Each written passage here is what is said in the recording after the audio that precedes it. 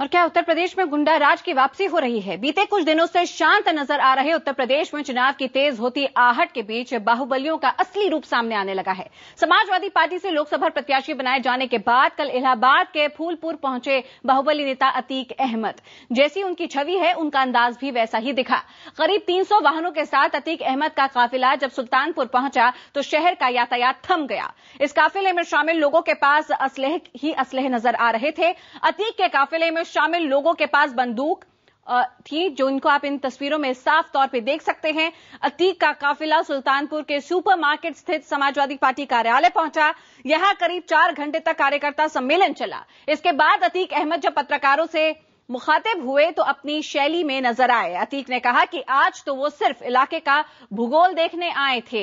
अतीक के मुताबिक नेताजी यानी कि मुलायम सिंह यादव के कहने पर वो इस इलाके से चुनाव लड़ने आए हैं। अतीक ने कहा कि वो विरोधियों को घेर कर चुनाव लड़ेंगे।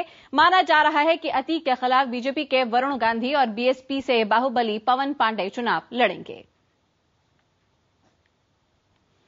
और सुल्तानपुर पहुंचे अतीक ने कहा कि विरोध में चुनाव लड़ने वाले प्रत्याशी दमदार हों तो चुनाव लड़ने का असली मजा आता है। अतीक के मुताबिक उन्हें चुनाव लड़ने की हर भाषा आती है। उनके खिलाफ चुनाव लड़ने वाले उम्मीदवारों की जितनी उम्र है उससे ज्यादा उन पर मुकदमे हैं।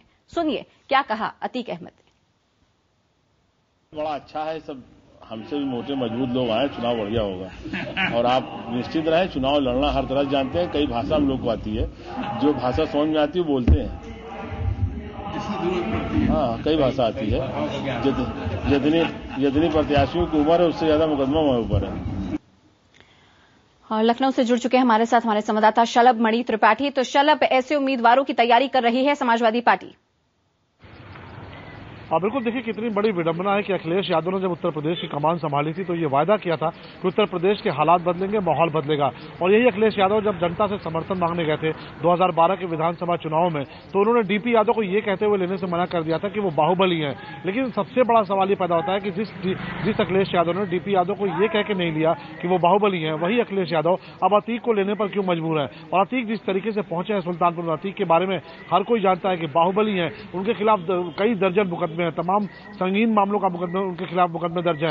विधायक राजू पाल की हत्या का मामला उनके खिलाफ चल रहा है। उसके बाद जिस अंदाज में वो सुल्तानपुर पहुंचे हैं और जिस तरीके से असलहों का प्रदर्शन किया गया, बाहुबल का प्रदर्शन किया गया, बहुत साफ है कि समाजवादी पार्टी जो कि 2012 में ये कह के आई थी कि वो गुंडों का साथ नहीं लेगी, बाहुबलियों का साथ नहीं लेगी, वही समाजवादी पार्टी अब लोकसभा चुनाव बिल्कुल शलभ आप पर वापस आएंगे। और इस बीच हमारे साथ बीजेपी के नेता लक्ष्मीकांत वाजपेयी जुड़ चुके हैं। लक्ष्मीकांत जी, आपकी प्रतिक्रिया इस खबर पर?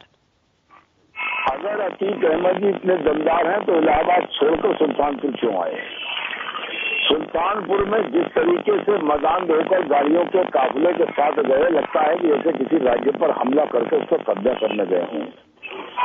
जिस जिले के जिलाधिकारी ने महिला जिलाधिकारी है और उस असभ्यतापूर्ण आचरण के कारण मौन धारण किया हो, तो स्वाभाविक है कि सामान्य जनता ने यदि मौन धारण कर लिया और केवल ईवीएम मशीन का बटन दबा दिया तो न मुकदमों न मुकदमों की धाराएं जनता का कुछ बिगाड़ पाएंगे और जनता इनको जो है इनके उपयुक्त स्थान पर पहुंचा देगी।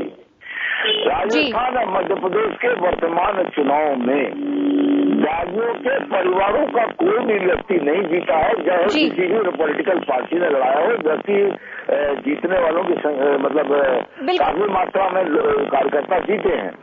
बिल्कुल लक्ष्मीकांत जी, लेकिन इसका बिल्कुल लक्ष्मीकांत जी, और इसका जवाब आप क्या देते हैं आने वाले चुनावों में समाजवादी पार्टी के अतीक अहमद को? ये भी हम देखेंगे। फिलहाल आप IBN 7 के साथ जुड़े, इसके लिए आपका बहुत बहुत शुक्रिया अदा करना चाहेंगे। शलभ, आपका भी बहुत बहुत शुक्रिया तमाम जानकारी के लिए।